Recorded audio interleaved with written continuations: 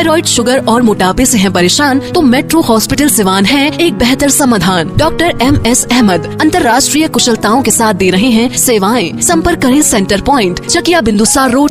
Pastry cake पर दे रहा सबसे बड़ा ऑफर, 3 पेस्ट्री केक पर 1 पेस्ट्री फ्री और साथ ही पाए 15% की छूट। आज ही पहुँचे जेड हेवन, खान मार्केट, अस्पताल रोड, सिवान। नमस्कार साथियों, आप देख रहे हैं प्राइम न्यूज इंडिया। लगातार हम लोग अब नगर में भ्रमण कर रहे हैं और उसमें भ्रमण करते हुए कई से प्रत्याशी मिल रहे हैं जो अपने आप को दावेदारी के रूप में खड़ा कर चुके हैं और इस बार चुनाव लड़ने के लिए आ चुके हैं। इस बार एक नए चुनौतियों से, नए योजना से चुनाव लड़ने का कई प्रत्याशी इस बीच आ चुके हैं। ऐसे तो सिवान सिटी में कई से प्रत्याशी अपने आप को भ्रमण करते हुए नजर आ रहे हैं और अपने आप को रिप्रेजेंट कर रहे हैं, लेकिन इसी बीच एक समाज सेवी और एक वो व्यक्ति जो अपने समाज के लिए, अपने जनता के लिए, अपने युवाओं के लिए इस बार एक अलग मुहिम लेकर आ रहे हैं, जो लगातार कुछ दिनों से क्षेत्र भ्रमण कर रहे हैं और वो भ्रमण करते हुए युवाओं से, अपने माता बहनों से, अपने जनता से ये अपील कर रहे हैं कि कहीं ना कहीं समाज के लिए वो विकास का कार्य करेंगे और विकास का मुद्दा उठाकर समाज का, सिवान सिटी का जो हाल अभी है उससे बेहतर काम करके दिखाना है। इसी से कड़ी में जुड़े हुए हैं हमारे साथ इंजीनियर रमेश कुमार जी। लोग इनसे मोहब्बत से, प्यार से लालू जी बोलते हैं और इन्हीं के नाम से प्रसिद्ध है। आइए जानते हैं कि ये जो भ्रमण कर रहे हैं, अभी ये विजयहाता में आ चुके हैं। ये भी जो गांव था, पहले गांव में भी था लेकिन अब ये नगर वार्ड में जुड़ चुका है। इस कड़ी में ये जुड़े हुए हैं। सबसे पहले स्वागत है सर हमारे चैनल पे, प्राइम न्यूज इंडिया पे। आप सबको भी हम धन्यवाद देना चाहते हैं और जनता को भी नमस्कार बोलते हैं। सर ये बताइए कि इस बार आप पहली बार चुनाव लड़ने के लिए आ रहे हैं, वो भी सभापति का, चेयरमैन का, और हमने आपके पोस्टर पर देखा है कि आपकी पत्नी जो है वो मतलब चुनाव लड़ेंगी, मगर हो सकता है कि अगर जो भी परिश्रम आएगा, अगर लेडीज सीट होगा तो वो चुनाव लड़ेगी। इनके साथ में सहयोगी और सहभागी बन के पाएंगे। जी जी बिल्कुल, आप सही बात बोल रहे हैं। अभी सरकार का दिशा निर्देश नहीं आया है। जिस तरह का सरकार का दिशा निर्देश आएगा, यहाँ लेडीज अगर सीट डिक्लेयर होता है तो हमारी पत्नी चुनाव लड़ेंगी। अगर जेंट्स रहेगा तो मैं उनके साथ हमेशा रहूँगा, क्योंकि मैं जनता के साथ हूँ। एक चीज़ सवाल आता है सर कि जैसे अभी भ्रमण कर रहे हैं, अभी लगातार अब क्षेत्र का भ्रमण, कल परसों आप चाप में गए हैं, उसके बाद मेन टाउन में घूमे हैं, अब अभी इस मोहल्ला में आए हैं, ये भी नगर वार्ड में आ चुका है। विजयहाता खासकर ये भी एक टाउन सिटी में जुड़ चुका है, शहर से सटा हुआ है।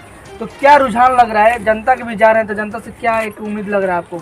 कल से मैंने दौरा शुरू किया हूँ। कल चाप, टेगरा और आज यहाँ पे विजयहाता के लिए आया हूँ।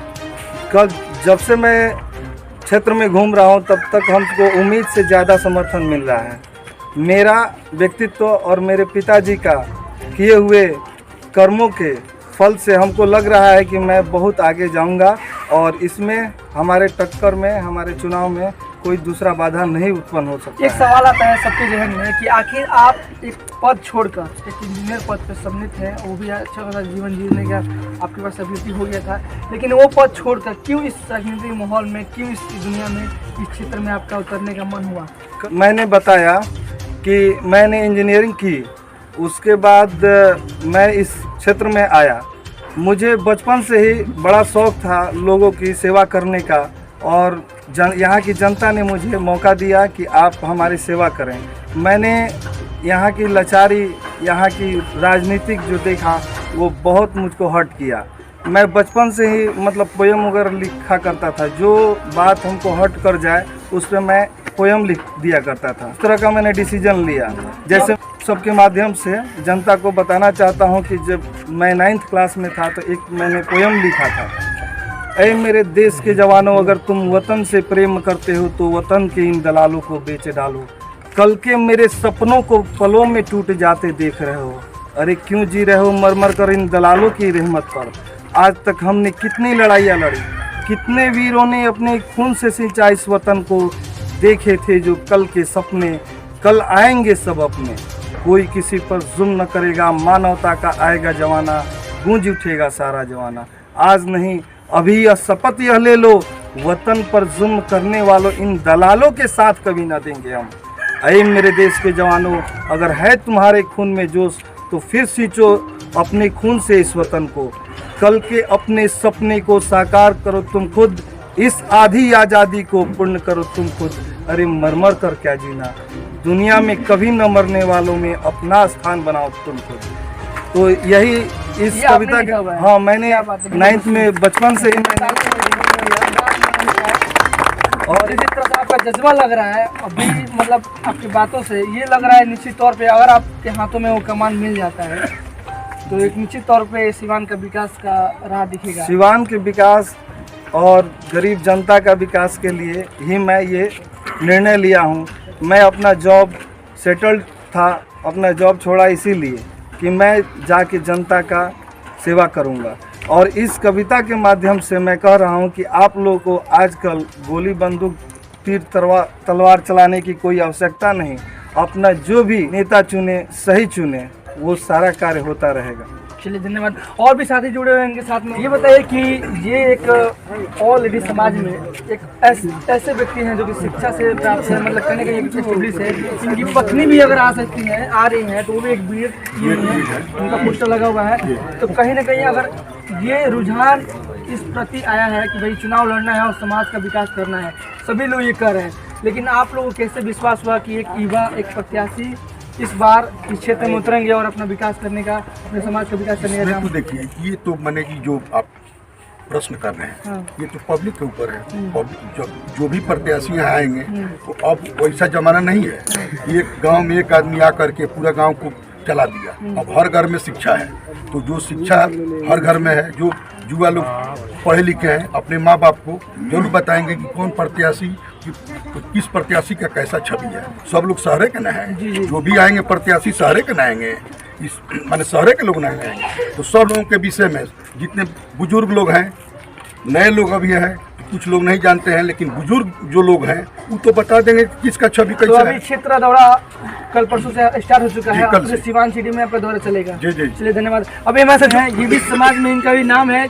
आइए बात करते हैं, क्या कुछ कहेंगे? आपका भी पोस्टर, मैंने बैनर देखा इनके पोस्टर पे हमको मिला, और क्या कारण रहा कि आप लोग एक तरीके से ये चुनाव लड़ने का आप लोग अपील कर दिए दूसरे करते सिवान सिटी में? सबसे पहले आपके चैनल को हमारी तरफ से धन्यवाद। और ये मेरा छोटा भाई है इंजीनियर रमेश कुमार उर्फ लालू जी।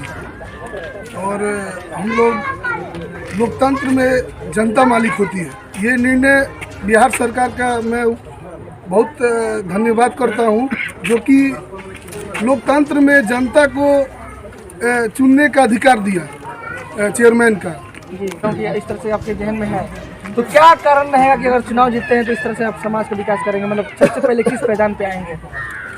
सबसे पहले मैं सिवान के विकास के लिए जो भी कार्य होगा प्लानिंग वे में होगा। मैंने कल भी बोला था, आज भी बोल रहा हूँ और कल करूँगा पूरे विश्वास के साथ। आपने बोला कवि, तो जो भावनाओं को निखार के आपके सामने लाए वो कवि होता है। और मैं यहाँ पे उस सोच को धरातल पे लाऊंगा, उसको वर्क कराऊंगा। कोई किसी पे जुल्म नहीं करेगा, ठीक है, कोई किसी पे जुल्म नहीं करेगा, और ऊंच नीच का भेद को मिटा दूंगा। और जितना भी यहाँ चोरी लुटेरा का काम किया जाता है, सरकार ने चेयरमैन का डायरेक्ट चुनाव करा के बहुत अच्छा कार्य किया। अच्छा, ये मेरे बड़े भाई हैं इंजीनियर रमेश कुमार यादव, जो कि नगर परिषद के सभापति के चुनाव लड़ रहे हैं। तो आप लोग सपोर्ट में हैं? बिल्कुल फुल सपोर्ट में है। Thank you.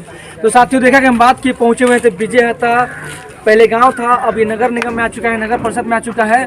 और जिस तरह से सिवान सिटी में पूरे क्षेत्र का भ्रमण हम लोग कर रहे हैं और वहाँ के विकास का कार्यों का मुद्दा उठाकर जानने की कोशिश करें कि वहाँ पे क्या विकास हुआ है, क्या नहीं हुआ है।